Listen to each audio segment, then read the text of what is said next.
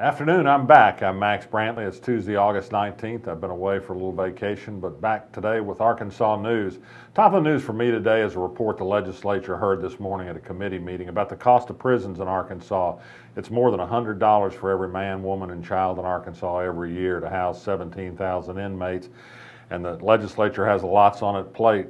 Do we expand drug courts? Do we build a $100 million new prison? Do we create programs that help people get back into the workforce that'll cost some money but maybe cost less than housing people in prison? These are big questions, tough answers. A workforce reintegration program means early release from prison. A lot of people don't want to do that.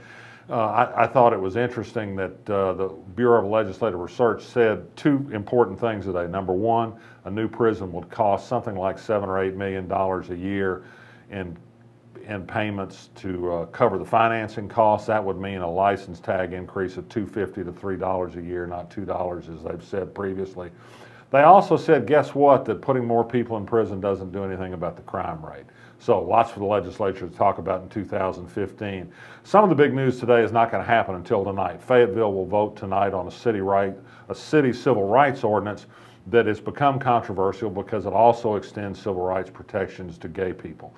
The opposition to this from the religious right has been fierce. It's been an enormous phone call, flyer, lobbying campaign. They're going to lose. My sources tell me I expect the Fayetteville Council to approve this ordinance, perhaps to add one more amendment to it to mollify some concerns, and also defeat a motion to put the thing on the ballot, but there may yet be a petition drive to accomplish this.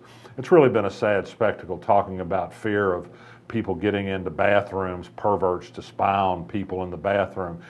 A note from Michelle Duggar, who's become a poster child in opposition to this ordinance. A man can dress up as a woman today and go into a bathroom and try and peek under the stall and look at you, but unless we have a hormone test outside to stop him from getting in. Also tonight, the Little Rock City Board is going to take up the great issue of a private club closing ordinance to make them close earlier than the 5 a.m. They're now allowed to stay open. I still think that this is going to perhaps head to defeat, but don't have a final count on that yet. Other news today, Mark Martin has now admitted, yes, he took an illegal double property tax homestead exemption, double dip for maybe 10 or 11 years. He's going to pay the money back. It's a Christian thing to do, he said, and he didn't say in his most recent pronouncement what he did say last week, which is blame this on his political opponents. That is, blaming political opponents for something he did wrong. It was hardly their fault that he cheated on his taxes. Elsewhere, yet another report says Little Rock is a terribly dangerous place, the most dangerous city in America. The average Little Rock resident, they compute, has a 1 in 10 chance of being a victim of crime. Have you been? I've been a victim of burglary at least twice, not to mention a number of car break-ins, so I'd long ago defied the odds. Also, we're going to be watching the federal bankruptcy court for news of potential filings by a grain dealer in Brantley that has dozens, maybe hundreds of farmers looking for maybe tens of millions of dollars in payments for crops they sold to this dealer that they haven't yet received the money for.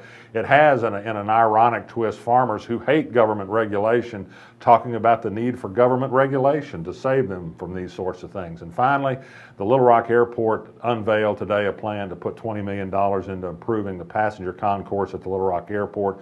There's certainly some upgrades needed, certainly to adapt to all the electronic devices people use today. But the big question for Little Rock Airport is we're spending all this money on an airport that has had declining passenger loads for better than 10 years now. Will this justify itself in these sorts of expenditures in the years to come? That's a big question yet to be addressed. That's all for today. I'm Max Brantley. Be back tomorrow.